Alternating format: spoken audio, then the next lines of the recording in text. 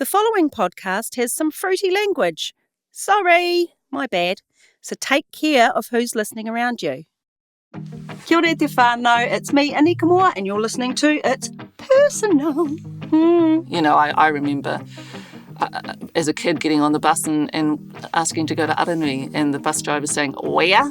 And I was like, "Aranui." "Where?" And I was like, "What the heck? Would you do not know where Aranui is?" And he was like, you want to go to Aranui, don't you? And I was like, "No, I want to go to Aranui. Get off my bus." So today I am having a kōrero with a wahine toa. She's been a journalist for years and she's incredible to talk to. Miriama Kamo.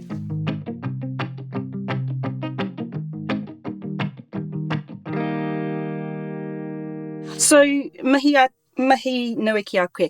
Koe hoki. Kia ora. Kia ora. You know, you're going through your te reo Māori journey and you're doing takiura, which is a year-long course. You can do it for 3 years. I'm just going to start with this. What was the step to doing takiura? What was the reason? And how are you going? Oh, okay. So the reason's just that I'm Māori and I don't kōrero Māori. Well, Willie Jackson would agree.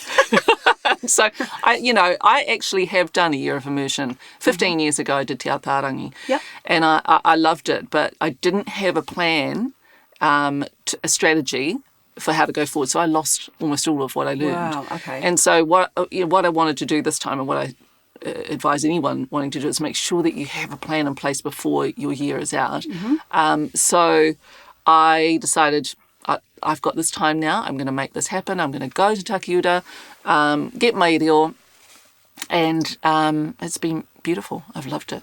So you were saying before, where you started this interview, that you really had to put your ego aside. Yeah. And what does that all entail? Is that the shame, or you want to be the best, or? So, I did a real number on myself before I went to takiura. I was like, you're going to want to do really well because you're an A-type personality and you're going to want to nail this. And I knew that I had to be gentle in this journey, or I would block myself and the trauma would block me from learning. So I just went, just forget that. Just put that all aside and just go in and be done. And willing to learn your language that has been taken off us. But how do you feel about, I don't know how to ask this question, but you're learning your language. I've noticed watching marae, and sometimes Sunday, when you're on Sunday, your language flowing better. Oh, cool. I've Good. really noticed it. And that's not to, to belittle anything you did before this takiura course, but I'm noticing how confident you are in your own skin. And when you do your te reo Māori on screen, it's so beautiful. It's like water. Oh, yeah. Awesome. But that's because I know you and I know that you're on this journey.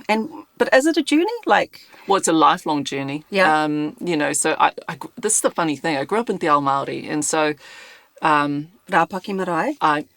And Christchurch, eh? In Christchurch, Rehua was a big feature in our whānau's lives as well, which is more like an urban marae. A city marae. I've been on that marae heaps. Yeah, it's awesome, eh? And so we did all of our kapahaka there, for example, and so and we've got very strong relationships there still. But Rāpaki is our home marae, and so, but it's, as you know, you can grow up knowing who you are and feeling confident in all of that, and being Māori, te pai tērā.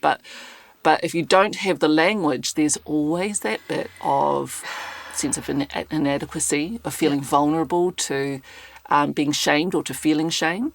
Mm-hmm. And so this was just my moment in my life where I was able to go, okay, we've got this time and we're going to do things differently. Because I've learned that all right through my life. Through high school, Te Puanaki was my kaiako, and she was an incredible teacher. Didn't you come first in Māori at school? Possibly. I'm so sure you did. Possibly. Aranui, yeah. Sorry, so you Pākehā father? Māori father, Pākehā father. mother, but she was as instrumental in us learning and being in Te Ao Māori as dad. And did you grow up speaking it as a whānau, or was it just not because it's your urban Māori? It just wasn't there. No. We our whole lives were centred around Te Ao Māori. Wow. So Dad worked in Te Ao Māori. Mum worked across different sectors, and so. But our house was filled with activists and revolutionaries. Really? Yeah, I would yeah. not know that about you, eh? Like, it's Yeah. really... because you've been in Te Ao Pākehā for so long working for these shows that, and, you know, I've been in the TVNZ building. So quiet and boring. So you come from everything Māori. Everything Just Māori. not the language. Just not the language, yeah. We grew up on our marae.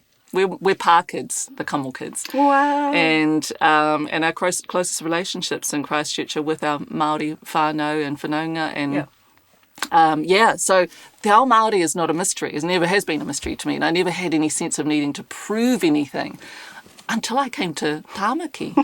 And then it was like, Same. Prove yourself. Yeah. And I was like, oh, whoa, hang on. I didn't know that I had to account for myself. There's more Māori up in the North Island, and they all had, you know, kōhanga reo kids from... Yeah. Who was it that started it? Peter Sharples or... There's a bunch of them. Yeah. And because of my menopausal brain, they You suddenly don't- disappeared. Eritana, of course, Yeah, is yeah. the, brain dame of kōhanga reo. I want to know about your upbringing in Christchurch, just because I'm from Hornby, Yeah. West Side, your East Side. East side. Went to a school that wasn't Christchurch Girls High, you know Yeah. what I mean, or Mary Howe. I didn't even know about the whole school thing until I left. Yeah. Whakatahi. I was like, what? You I went to remember a rough people- school. Yeah, but I didn't see it as that. I had no idea that was a thing in Christchurch. So I remember the Yes. first time somebody saying, really making it clear to me that that's a question that I should know about, and Yeah. saying, no, school, where you went to school in Christchurch is really important. And I was like, really? Is it? Well, it defines how rich or poor you are, basically. Yeah, and maybe because I was in the poor side, Yeah. it wasn't a thing, because I didn't need to compare myself against rich schools or But anything you growing like up in Christchurch, you're Māori. Yeah. What was it a racist? Was there racism toward you and your whānau? Definitely, absolutely. I remember as a kid getting on the bus and asking to go to Aranui, and the bus driver saying, where? And I was like, Aranui? Where? And I was like, what Here the and heck? nowhere. You do not know where Aranui is? And he was like, you want to go to Aranui, don't you? And I was like, no, I want to go to Aranui. Get off my bus. That kind of thing. Being followed around stores. Yeah. People wanting to look at my bag. Yeah. I was also followed around stores, but they had good reason. Because I was a naughty girl. Well, that was a good girl. Yeah, no, you were. But Aranui was an amazing, amazing school. It was remember. brilliant, and the teachers were excellent. We had a great education there. All five of my parents' kids went to Aranui, and we all had a great time. Good. Yeah. So that was safe for you. I Yeah, mean, obviously very. the racism wasn't safe for you. What was the big shock of you moving from Christchurch to Auckland? And was it to pursue journalism? Well, first I went to Wellington. So I'd gotten my first job in TV in Christchurch, and then that was cancelled. And then I went to Wellington and spent 3 years, I think, three or 4 years doing Backchat, which is an arts and issues show. And then I went off to Sydney, and then when I came back, I was like, I wanted to work behind the camera. I wanted to be a director. That was my big dream. And I wanted to go to Britain and become a director in the British, BBC. maybe drama scene, actually. Oh. Yeah, I was thinking maybe drama, maybe current affairs. I wasn't sure, and then I got the call up from TVNZ that there was this new show called Sunday starting, and would I be interested? And I was like, yep. 22 years ago. 22 years ago, yeah, Wow. yeah. But that shift in terms of my Māoriness, it wasn't until I was here that I realised things are different between the North and the South, very different. And I was reading actually a book by Hanoi Regan that she wrote when she was very young, just recently, which speaks to how Ngaitahu is quite different to many other iwi. And I was like, this is really putting an awesome framework around how my experience was of coming to Tamaki and realising, we're just different. I reckon Ngāi Tahu are so good because they're just good with money and they've got a business. And I always think it's, because they're from the South Island. Yeah, they're so clever down there. And so you start Sunday and you've been there for 22 years. Yeah, I wasn't intending to even, I was ready to go. My visa, I was going to go and be in Britain and make my life behind the camera. Yeah. Until they offered me that show. And because I'd grown up watching Current Affairs and loving it, to be offered the Current Affairs program here was... Was it a dream for you? And did you study journalism or did you just... Yeah, I did. Oh, yeah. in Wellington? No, Christchurch. So broadcasting school. Okay. So I went there, did a year of that course, got my first job in kids TV. That got cancelled. Then I went to do Backchat, which was my first growing up current affairs show, which is where I met my best mate, Mark Kreisel, who worked with me on Sunday. Yep. And Gordon Harcourt, who was our producer. And we were like the naughty kids all the time in the back of class. But you're a good girl. Yeah. Yes. So how was it being a Māori wahine in this industry that is mostly white men? I am going through a little bit of trauma about that at the moment because I'm finally able to consider it and what it was like. That was my next question. Yeah. Gosh.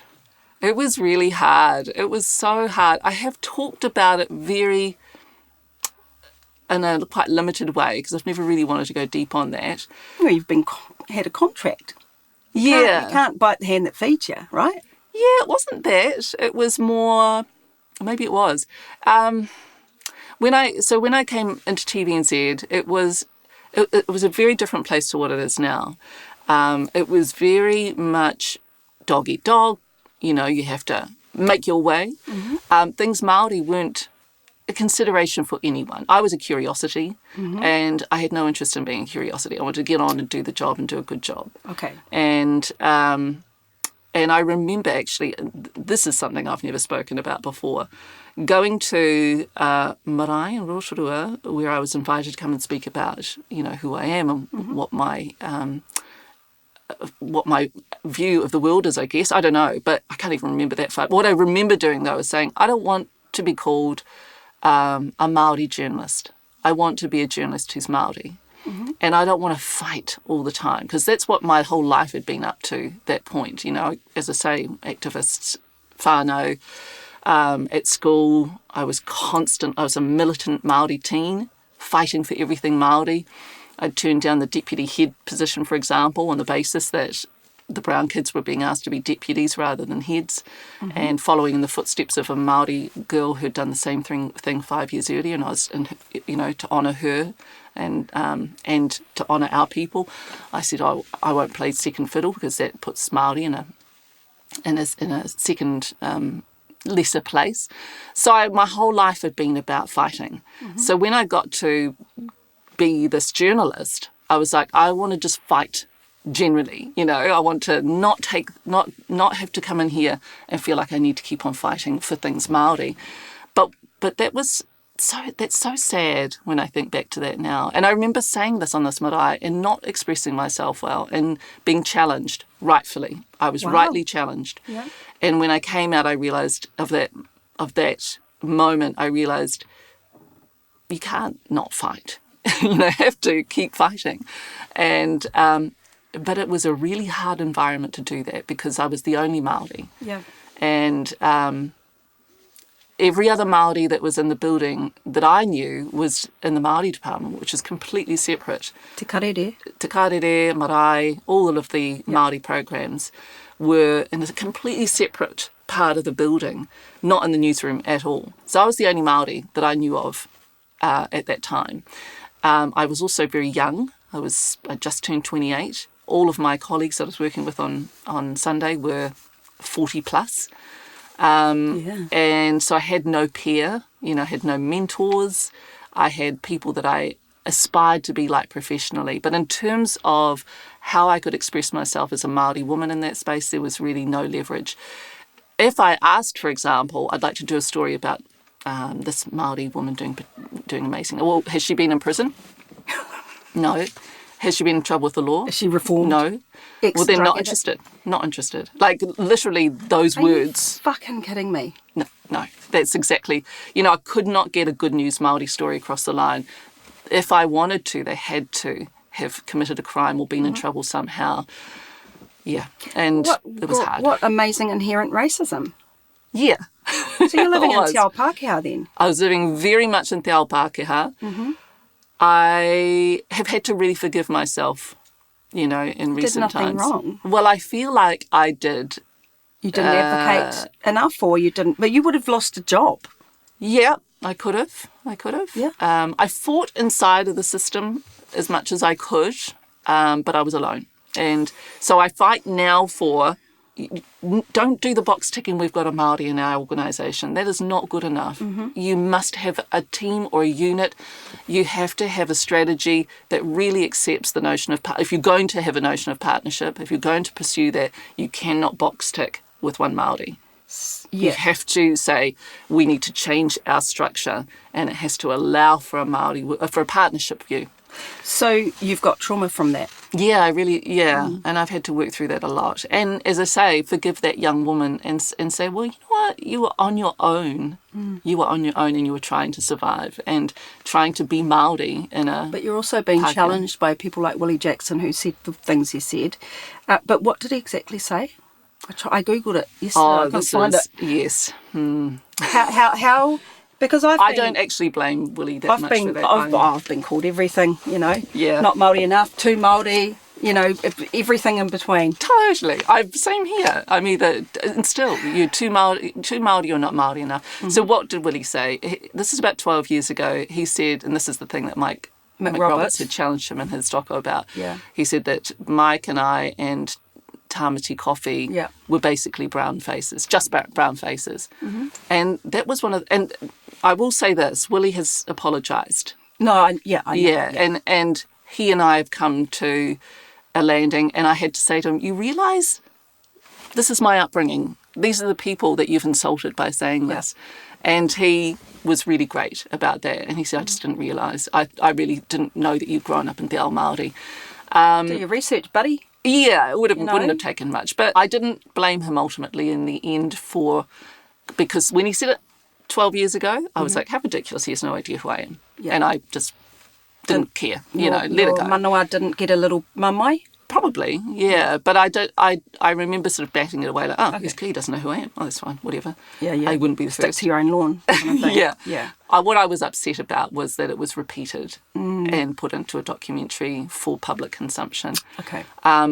There was an apology for that too, though. And I'm still working through my mamai about that. Mm-hmm. But, but you have to move on. We have to move on. How did you feel when Sunday was cancelled? Like, what was going... Was it a shock, or was it just like, we saw that coming? No, it was a shock. It was a shock. Mm. We knew that times were tough, but nonetheless, we felt that because it was still making money and it was still being watched and still rating really, really well, we felt that we were insulated by that. So, I think there were very subtle signs that things might change, but we kept thinking, well, no, we think we'll be all right. It wouldn't make sense to do this. Was it hard for you to I don't know, to realise that part of your life was over?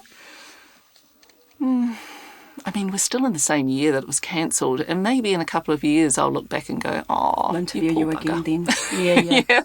But no, right now, what has insulated me is that I went to Takiudo at the beginning of the year, and I made an agreement with TVNZ that I would step back from some of my duties there so that I could do that and bring it back to TVNZ. There's some grief about not being able to return to TVNZ with the reo and the tools that I wanted to bring to the newsroom. But I can only speak for myself. I've had 22 years there, and TVNZ looked after me really well, actually, on the whole. As a Māori woman, they had no idea how to look after me, really, ever. They really didn't ever. And maybe over in the last 3 or 4 years, they started to get an idea. But in terms of everything else, in terms of my career and my opportunities, I was really well taken care of. And I have a lot of gratitude and fondness for the place. I think because I never wanted to be in front of the camera, I've never attached my identity to being in front of the camera. I And get it. so I don't have any grief about that. You know, that's totally fine. I'll go on and do something else. Yeah. But the grief is for us as a whānau, as a Sunday whānau, and it's for the loss of storytelling and the huge turmoil that journalism is in. And then really it's for the people who loved and supported Sunday for its 22 years and who no longer have that avenue to tell their stories through. What do you think makes a good journalist? Curiosity, balance, being able to engage when you don't personally agree and not lose your temper. I just think, you know, for me, the craft of journalism is an art form. You know, I am thrilled when I feel like I've achieved a middle ground where I'm able to balance something, present an idea without tainting it with my own thoughts and asking, what do you think of this? And I think that's tricky. And I think in this age where we're called to have an opinion all the time, I think it's quite a difficult art to achieve. And that's what I love, though. You know, the harder it becomes to do it brilliantly, the more I work to achieve that. And so, yeah. But with journalism and editing, when you do a story, you can do it in a way with all the information you have that flows with you, that sits with you. Yeah. You can take out stuff that you weren't comfortable with, but don't you have to, you know, well, what am I trying to say? You're telling the story. Yeah, I can twist it or taint it however I like. You can that's turn the it art, that's where the art comes in. Yeah, cool. And also it's about being able to face yourself and your own bias and your own prejudices and say, this, can you see what you're doing here? So, I mean, I often say to my mentees, the whole story is always the best story. So that's not your story, it's the whole story with all of the inconvenient bits of the narrative. Yeah. That to me is always the best. That's the most interesting. I'm not really interested in my opinion on things. I'm really interested in your opinion on things, or hearing, you know, two different sides of a debate. It's an art, but it's an imperfect art. It's, you know, the challenge is always to strive to get that balance right. Okay, so I'm the journalist today. Yes, yes. The naughty journalist. So I want your opinion on some things that are playing out in Aotearoa today. Okay. And you can answer them or not. So some of the legislation currently being bandied about that directly impacts Māori. The changes to oranga tamariki. Yep. What are your thoughts on that? Oranga tamariki is broken. We all know this. I'm not sure how we fix it, to be honest. Clearly, our people have suffered horrifically through it, and I've done stories on it. I've got examples in my own whānau where we've had to, you know, deal with oranga tamariki, and I've been quite dismayed by the way that it's operated or not operated well. I think what we have to do is look at the abuse and care findings and understand that this is not historic, that abuses have not finished, and they're not going to end immediately. Still happening right now. They're happening right now, and they'll be happening again in the next 5 years. Not again, they'll continue happening.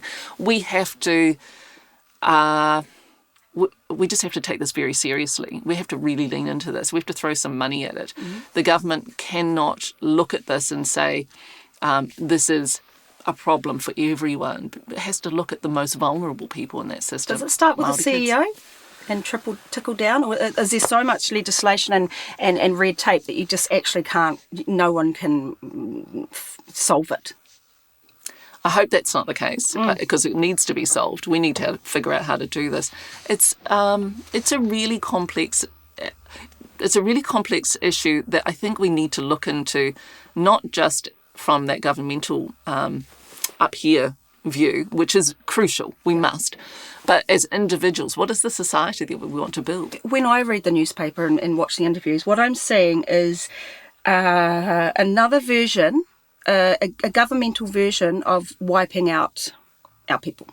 Not killing them, but killing them. Yeah, With all the actions that they are imploding. The lack of respect for reo, by reverting to English titles. That just reeks of domination and go away, get in the cupboard. I think I've spent a lot of time with a face. What? Why? Yeah. It's Why like, is this? it's Why like are you watching wasting Trump our become- collective time Yeah, on this? that's This is regressive and it's embarrassing. So, but the problem is a lot of your Jones and your Marys and agree. Yeah. They agree. Yeah. But Why? Why? I kind of, fear. Why? It's fear. It's fear of what they might lose. It's deeply ironic that Māori lost so much, but there is this rhetoric that Māori are trying to steal land, or Māori are trying to take things away from us. And it's like, do you not see the irony here? They don't believe it though. And it's fear. It's really fear that if I allow this to happen, I will have to give something up of my gains. I think one of the most important things we could do is, the kōrero that we've been having about having New Zealand history in schools, I think will make a huge difference to our race relations, as long as we get that right, as long as that curriculum is designed appropriately, is balanced. And also, if we're going to do this, we have to remember too that New Zealand history did not start when non-Māori arrived. It's got 800 years of history, at least, roughly, which is incredible. And, I don't know enough about that pre-contact history. And so I would love to think that my kids and my grandkids will grow up knowing the whole story of our country. Well, the thing is that one story I have is Māori savages, pukana, haka, killing, blood boil, pukokua, all that stuff. Yeah. Māori men were midwives. There were some beautiful, traditions and Come on. and tikanga. There were so many beautiful things that our tāne did back in the day that I never realised. I had to read a book about it, Yeah. I did not know that. That's really interesting. Again, it's about not taking this, one point of view and saying this is the point of view that we need to learn. I like to say, we are a people, but we're not the same person. Yeah. And so there's a diversity of views across Māoridom. There's a diversity of tikanga, of kawa, of reo, of dialects, for example. We are a people, sure, but we're not the same person. Boot camps. Boot camps. I'm not in the camp that says that we shouldn't consider them. I'm very concerned about the notion of them, deeply concerned about them, but I'm curious about it. Tell me more about it. Okay. Let's not shut that conversation down. What will it actually look like? Is boot camp really the right term? Is there another way that we can look at it so that it's actually something that Could it be a holds? hauora? Exactly. Holds our kids rather than harms them. Or, I think there's this notion that they're going to be kicked into shape by military personnel. And as I understand it, there won't be military personnel running these camps. But as I say, I'm deeply concerned. But I think we should remain open to discussion and debate. Therapy would be a good thing for these Wouldn't it? beautiful rangatahi. Wouldn't it? Wouldn't that be Therapy, great? What if that was the camp? Healthy eating, Yeah. mind, body and soul. Surely that's should be a stable thing in schools. This is what worries me, is the notion of, like I said before, is boot camp the right term? Is that really what you want? If you do, then that's ridiculous. Yeah. If you want to create something that brings wholeness back to our kids and to our people, cool, let's talk about that. Give them the tools to give them their mana back, eh? Yeah. Because these people may be broken, but, You want to break them more? Yeah, they're at the bottom of the ladder. Exactly. The success of our society lies with making sure that we look after our most vulnerable. Yeah. And I don't know why why people wouldn't understand that. It's I was talking about the other day with my partner. It's mine. Yeah. What's mine is mine. Yeah. You know, each for their own. It's the fear. Yeah. And in a Māori environment, it's everyone shares the fry bread, everyone shares the marae, even though people, you know, your uncles are farting and snoring. But there's that whole village, eh? Yeah, There's that exactly. village, and we lose it when we move to the cities. Wouldn't it be so awesome if we could look at our history and go, wow, we have this quite amazing history together. It's full of these terrible mistakes that you know, that we now understand in its context. But we are a people, if we talk about ourselves nationally, we're a people of fighters. You know, no one comes to New Zealand by accident. You know, this whole navigating history that we have, Māori were coming back and forth, not by accident, by science, by incredible deep knowledge. And then they were followed by non-Māori, who again came here deliberately. And so there's a lot to celebrate inside of that. And you know, when we learn the wholeness of our story, I think we're a long way to learning how to live together properly. What do you think is a great thing about New Zealand and its people? Well, so I'm lucky. I'm the patron of the New Zealand of the Year, of the awards, and so I have to think about this quite a lot every year. You know, I'm Pākehā as well, so I identify as Māori. That's always been my primary identity, and also, as I said earlier, because of my Pākehā mum, as much as my Māori whānau. But I am also Pākehā, and I'm proud of the history of my people on that side as well. And so the way that I look at it is really just as I said, we're a nation of fighters, of battlers, of survivors. We've all come to this country looking to make successes of our lives and our lines, our whakapapa. And so I think there's a beautiful history of partnership there that we haven't fully realised. And when we do, and if we can, what an amazing country we would have.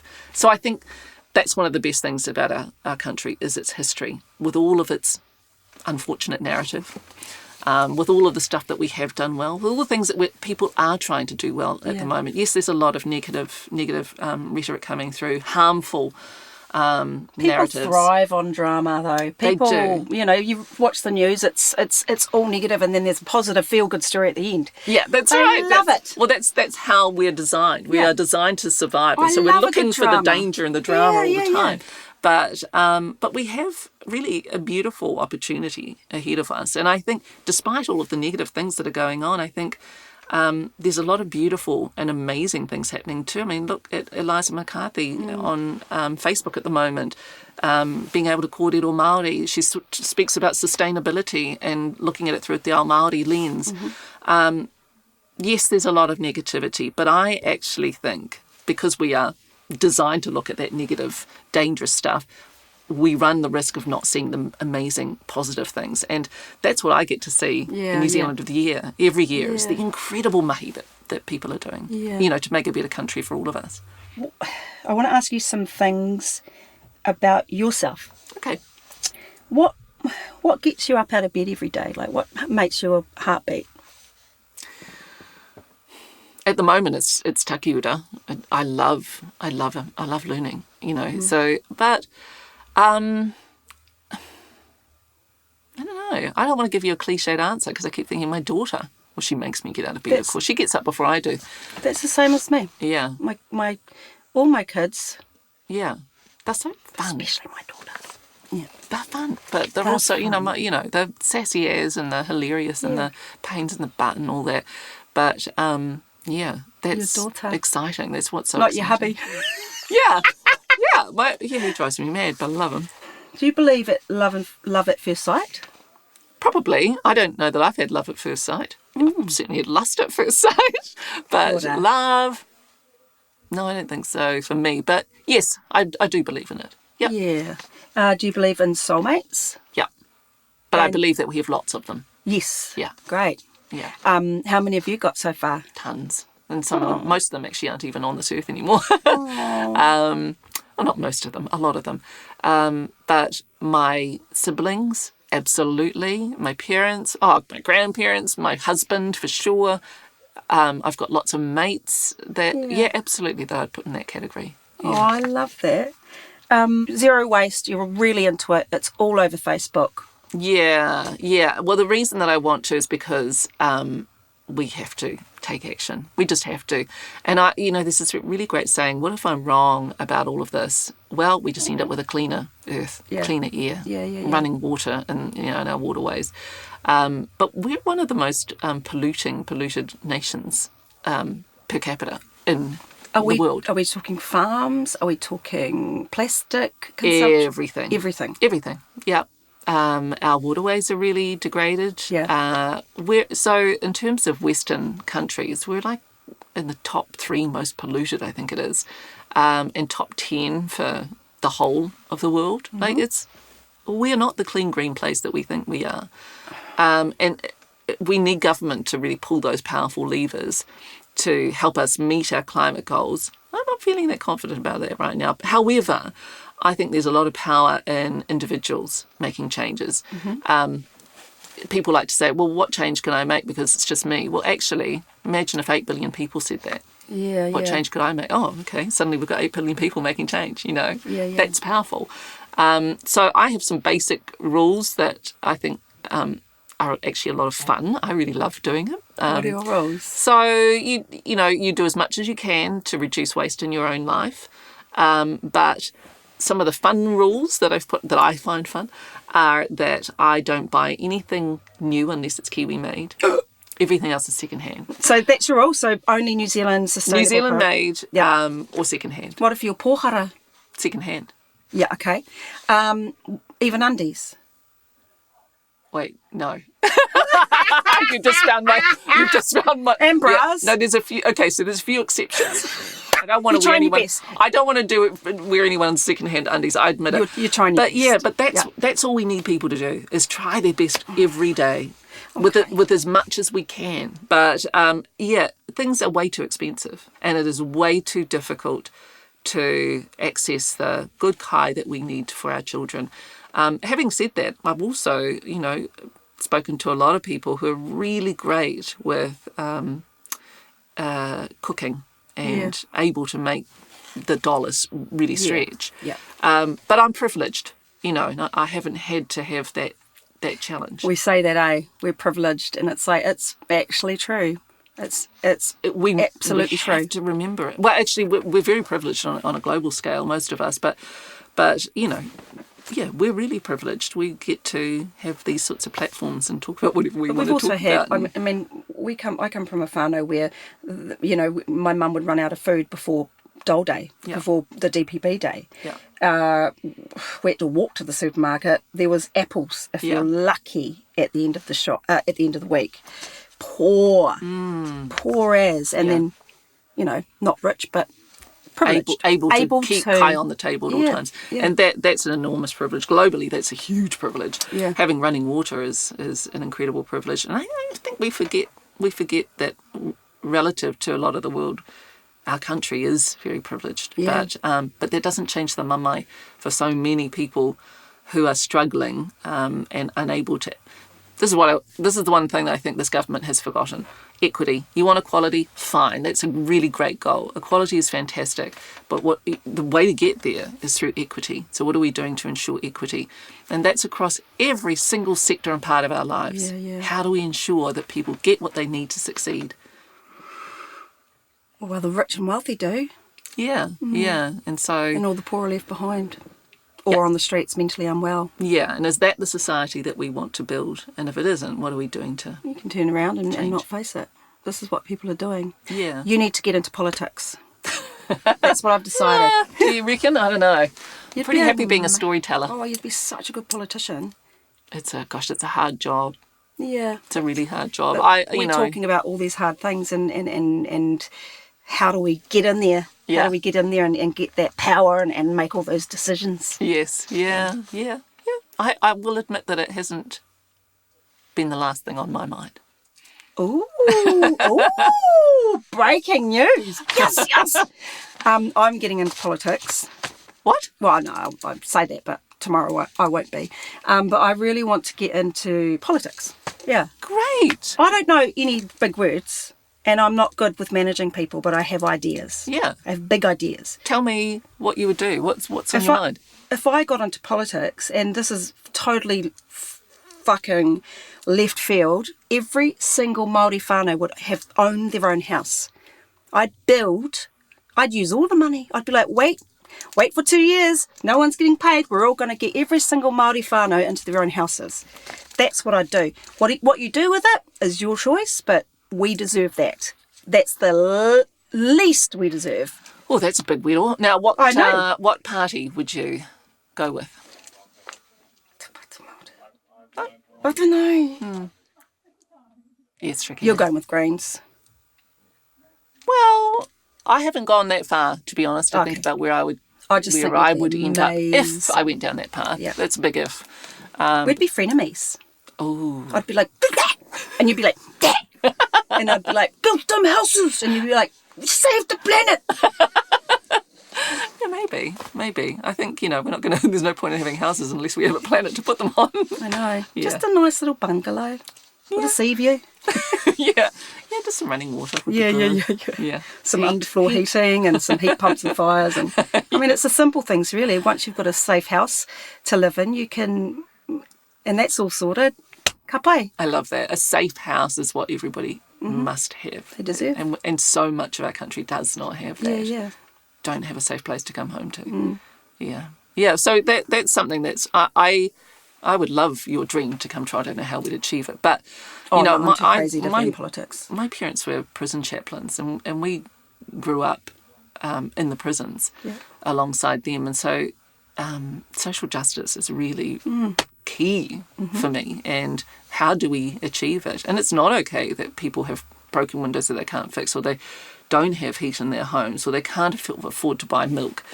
So how do we change that? And so the way that I have dealt with that has been to be a storyteller and to try and put out there the thought and the idea, right? The ideas and the concerns and the issues that we have as a country. Yeah. Whether it would be through politics, I don't know. That is a really big if. Yeah. Way down track. Oh, I've got so many ideas, big ideas. I would love it if you got into that. Would be awesome. You should go into politics I'd for make sure. the use every day for saying something stupid, and I'd need to do a press release of all the bad things I've done in my life, because people would dig. Yeah, you know what I mean? You'd have to do a press release going, I'm Anika Moa, I'm running for politics, and this is the shit I did. People followed me around stores for a good reason. Yeah. Thank you so much, Miriama Kamo. Ngā mihi nui ki a koe, I te rā nei. That's all I know. Don't try and talk to me in Māori.